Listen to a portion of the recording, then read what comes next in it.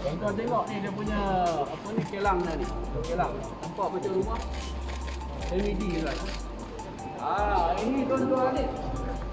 Ini yang digunakan untuk menghasil ketamin. Tuan-tuan tengok ni. Balang paling besar tu yang kita pernah hampas. Yang lepas keluar pun tak besar macam ni tuan. Tuan-tuan, BMW. So, siapa nak sewa boleh lah. Datang.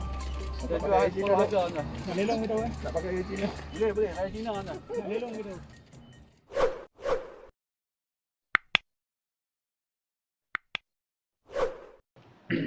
Bismillahirrahmanirrahim. Assalamualaikum warahmatullahi wabarakatuh. Salam sejahtera dan selamat pagi. Terima kasih rekan media yang hadir pada pagi ini. Sidang media pada pagi ini adalah berhubung dengan pembongkaran satu lagi lab pemroses dadah dan juga rampasan serta sitaan bernilai 6.4 juta. Pada 31 Januari jam lebih kurang 9.40 malam, Jabatan Serta Jenayah Narkotik IPK Johor bersama-sama dengan bahagian Serta Narkotik IPD Shah Alam telah membuat satu serbuan di kawasan perindustrian Desa Cemerlang, Syekh Alam, susulan maklumat mengenai satu insiden kebakaran kilang. Dan dalam serbuan ini telah berjaya membongkar satu lagi makmal haram memproses dadah dan stimulah dadah disyaki ketamin, precursor serta peralatan memproses dadah telah dirampas. Modus operandi sedikit ini tuan-tuan adalah dengan menyewa premis kilang untuk dijadikan makmal haram memproses dadah. Dan hasil maklumat proses awal yang kita buat, makmal ini baru beroperasi sebulan tuan-tuan.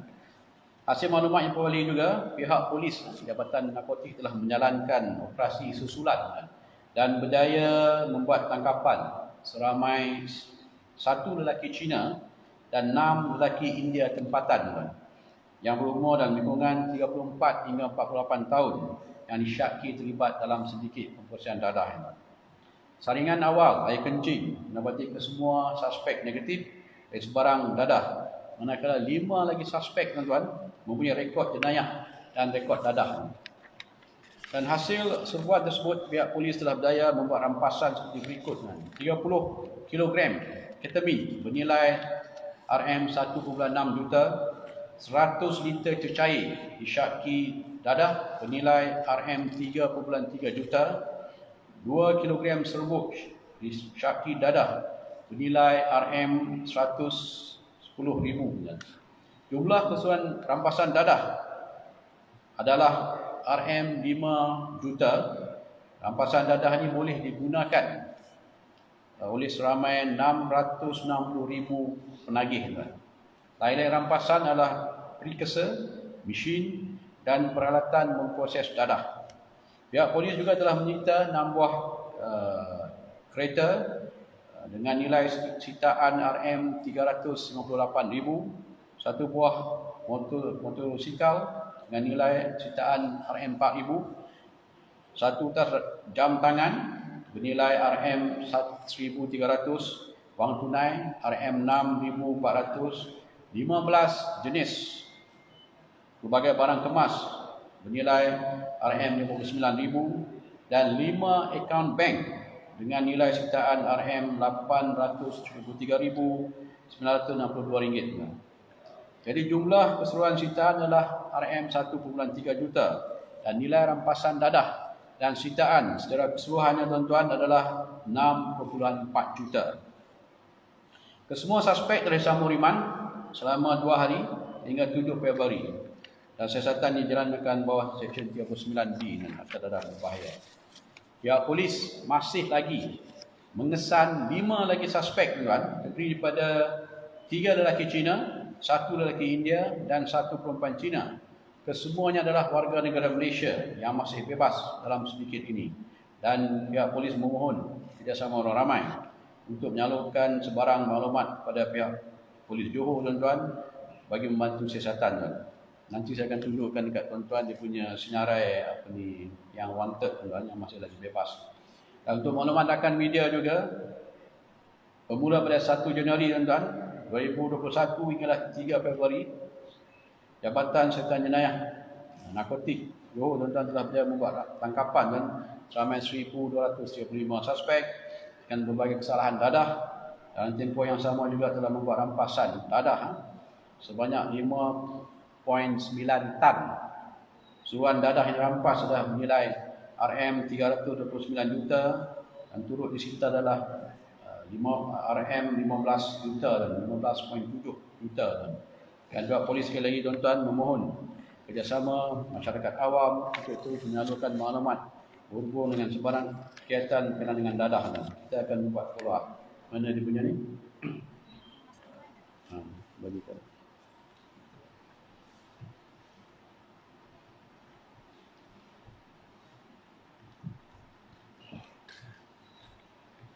So ini tuan-tuan yang sedang dicari oleh pihak polis. Ini adalah mastermind tuan-tuan.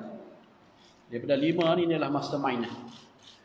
Kita yakin mereka masih lagi berada di Malaysia tuan-tuan, dan kita yakin mereka masih berada dalam negeri Johor tuan. Kita harap masyarakat dapat memberi kerjasama untuk pihak polis mengesan saki-baki anggota kumpulan ini tuan.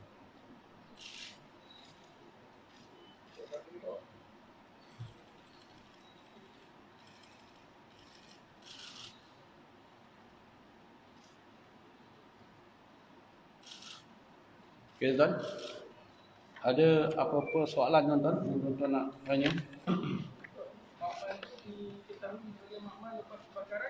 Lepas insiden kebakaran, pihak bomba telah hubungi polis. Sebab tu tuan-tuan, kalau kita tengok tak banyak pun bahan-bahan kimia yang kita rampas sebab berlaku kebakaran.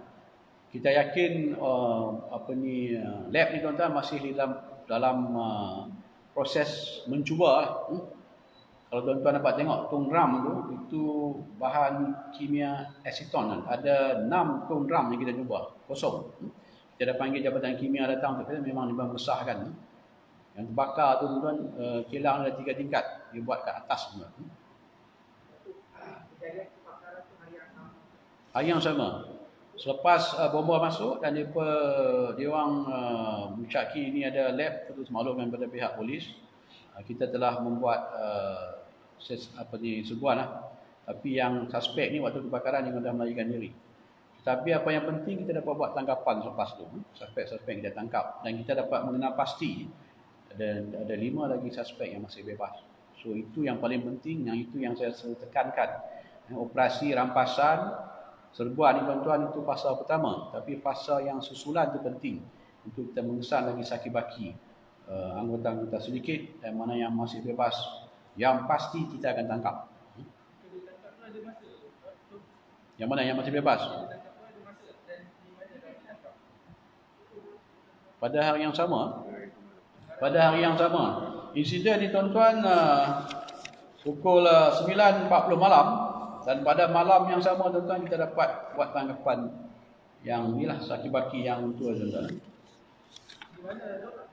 Sekitar Johor Bahru. Pukul jam berapa? Nanti saya maklumkan detail. Ada 6 tangkapan kan? 5 tangkapan tu nanti saya akan maklumkan detail.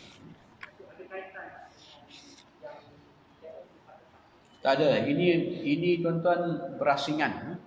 Dan salah seorang suspek yang kita tangkap ni tuan-tuan memang ada rekod gangster. Kumpulan 21 tuan. Geng 21. Geng India lah, gangster India lah. Kemungkinan besar, kalau dulu tuan-tuan gangster terlibat dalam aktiviti lain. Sekarang mungkin sebab PKP kan, dia beralih kepada industri dadah.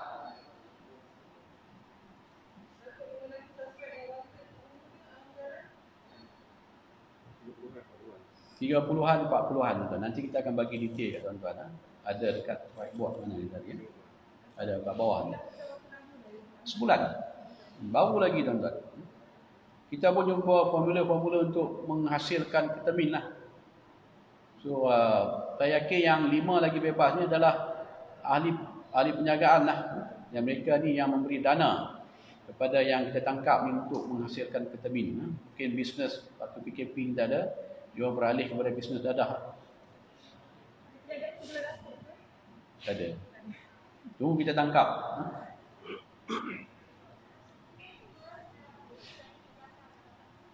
Tak ada, ini baru buat. dia belum lagi berjaya menghasilkan. Yang kita rampas itu bahan-bahan mentah yang nak digunakan untuk menghasilkan ketamin. Tuan-tuan kalau tengok dia punya balang tuan-tuan, itu yang saya rasa itu paling besar kita nampak. Yang itu pun tak besar tuan-tuan. Tengok balang ni kita tengok bawah. Ada tahu punca kebakaran? Punca kebakaran kita tunggu laporan lengkap daripada pihak bomba. Sama ada liter pintas ke ataupun sama ada campurannya tak betul ke menyebabkan berlaku kebakaran, kita tunggu laporan lengkap daripada Jabatan Bomba.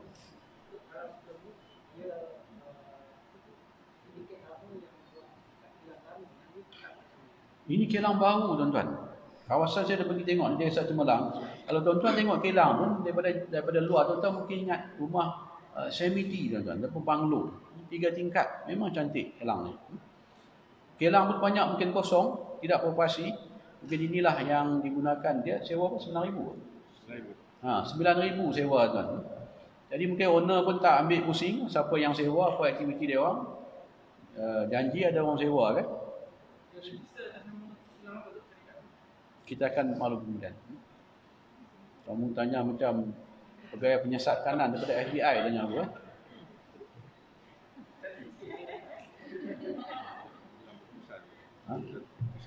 Kelang perupusan. Kelang perupusan.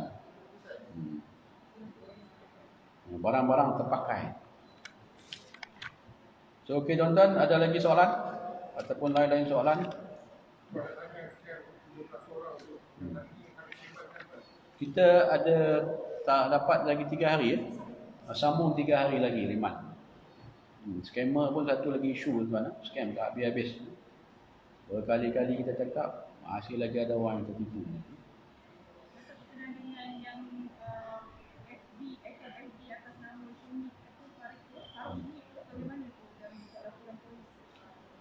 Setakat ni tuan-tuan, untuk yang terbaru ni ada 4 report polis dibuat berhubung dengan kenyataan jelek lah. Salah seorang individu ni yang nama dia Farouk Sungip. Kita telah pun kenal pasti dengan individu ni tuan. Dia berasal pada Batu Pahat, umur 25 tahun tuan-tuan. Kes tu kita dah buka IP tuan, bawah section 2504 KK, yang ini sengaja mengaibkan atau menimbulkan kemarahan atau pecah keamanan tuan. Ini kalau didapati kesalahan 2 tahun penjara ataupun denda ataupun kedua-duanya sekali, dan juga disiasat dipalang kepada section 233 atau komunikasi multimedia dan menggunakan kenyataan jelek. Yang ini pun 1 tahun penjara ataupun denda tidak lebih daripada 50,000 tuan. Ada satu lagi individu yang suspek tuan, yang namanya Muaz Isyak. Ini kita sedang tunggu laporan lengkap pada SKMM tuan. So itu untuk yang terbaru tahun ni, dalam 4 report polis dibuat berhubungan kenyataan jelek terhadap TMJ. Yang kedua tuan-tuan, untuk tahun lepas tahun 2020 ada 7 kertas siasatan dibuka dalam isu yang sama tuan-tuan. 1 telah dituduh di mahkamah dan 6 lagi masih dalam tindakan TPR Timbalan Pegawai Raya.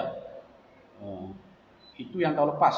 Dan saya juga tuan-tuan ingin memberi peringatan, bukan lagi amaran, peringatanlah kepada semua masyarakat Malaysia tuan. Tak perlulah mengeluarkan kenyataan jelek tuan. Banyak benda lain yang boleh dibuat, banyak benda lain yang boleh menggunakan sosial media untuk banyak benda-benda lain tuan. Kes-kes macam ni tuan-tuan bukan dilepaskan, kita akan siasat, tetapi siasatannya akan memakan masa. Yang pasti takkan terlepas. Jangan bila kita dah siasat, kita buka IP, dituduh di mahkamah ni, jatuhkan hukuman, baru nak menyesal, baru nak mohon maaf kan.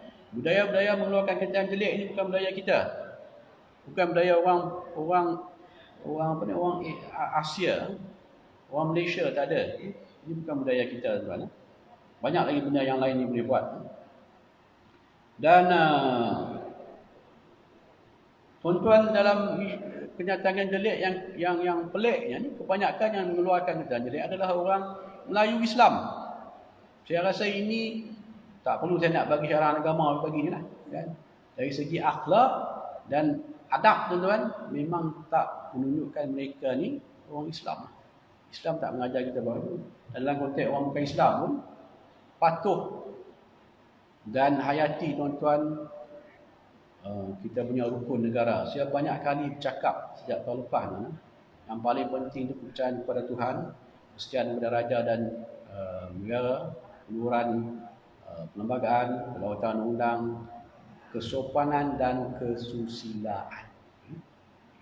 Jangan ada sebarang gerakan tuan-tuan yang cuba nak menimbulkan kegusaran tuan-tuan, mengaibkan, kemarahan, pecah keamanan terhadap institusi diraja tuan-tuan. Institusi diraja ni adalah satu tiang seri kepada perlembagaan kita, kepada rukun negara kita tuan-tuan. Jangan bawa budaya luar masuk ke Malaysia. Kita akan mengambil tindakan. Ini bukan isu institusi diraja tuan-tuan, tapi untuk semua pihak. Jangan ada cubaan, jangan ada usaha tuan-tuan untuk meruntuhkan ataupun untuk mencemar ataupun untuk mengguling institusi diraja tuan. Itu pasti akan diambil tindakan tuan. Khususnya bagi orang Melayu Islam lah. Khususnya tuan. Belum.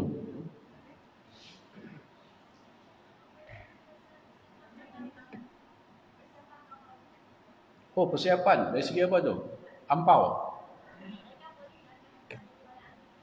Sebenarnya dalam konteks ni COVID tuan-tuan, kita pun macam saya bagi tahu itulah, kita pun dah tambahkan lagi kita punya pasukan pemantauan daripada 241 ke 500, kita akan tingkatkan lagi tuan-tuan. Tu setakat ni tuan-tuan, untuk makluman tuan-tuan, kita punya tahap pematuhan kita dah 98% tuan-tuan. Untuk ayah Cina ni, kita akan pastikan 3 hari yang berurutan tu pemantauan khususnya di SDA dipertingkatkan lagi untuk menghalang gerakan rentas sempadan yang tidak memenuhi syarat. Okay, banyak orang nak balik makan besar sebagainya tuan, makan besar dengan keluarga sendiri boleh. Jangan rentas sempadan kecuali kes-kes yang dibenarkan.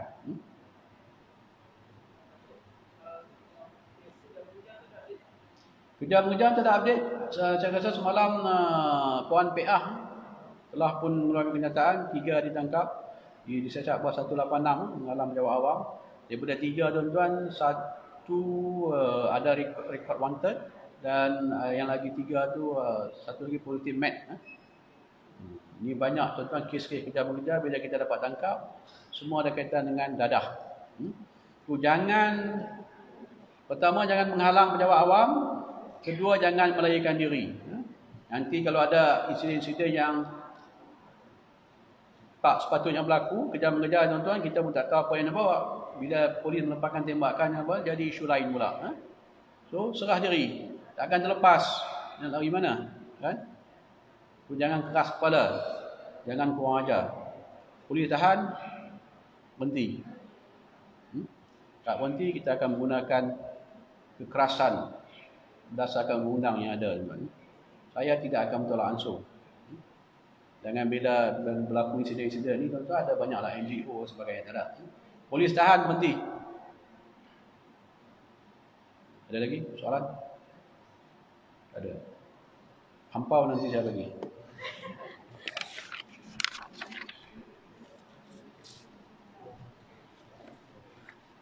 Mari kita tengok bahan-bahan yang rampas ni.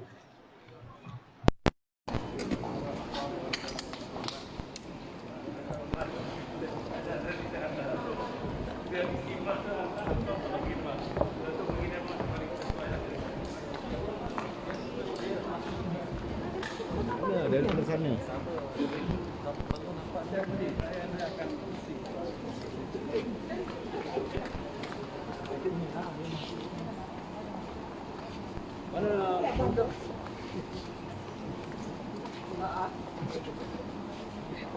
Tuan-tuan, ini suspek yang dikenali.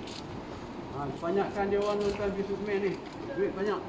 Dia orang ni yang kita percaya membagi dana untuk DVD tuan proses dadah-dadah tersebut.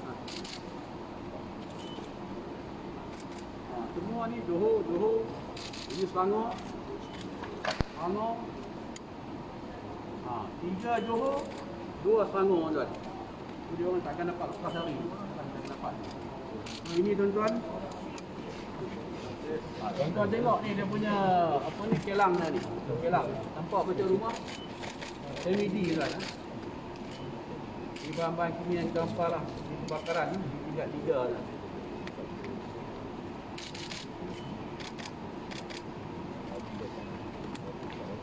Ke sana.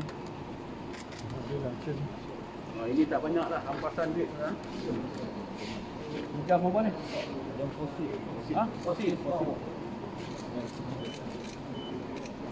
Nah ini tuan-tuan yang nak kata tondang ni, yang ni kita percaya asidon lah. Ada 6 lah. Ada 6 program macam ni tuan-tuan. Kita dah sahkan memang kita percaya kimia ni asidon. Dia apa ni? Ini tuan-tuan ni.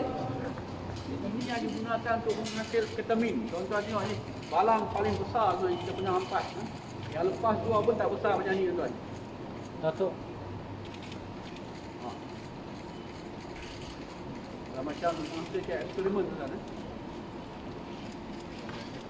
Ni kan. Sikit-sikit.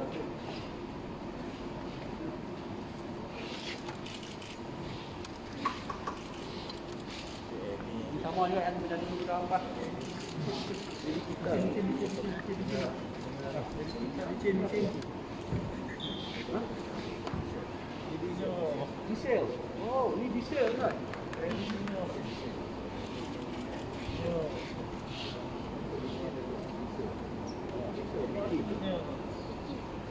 Okey tuan-tuan? Betul.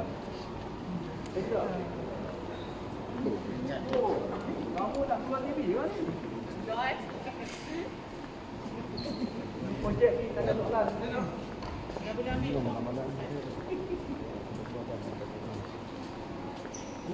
Okey.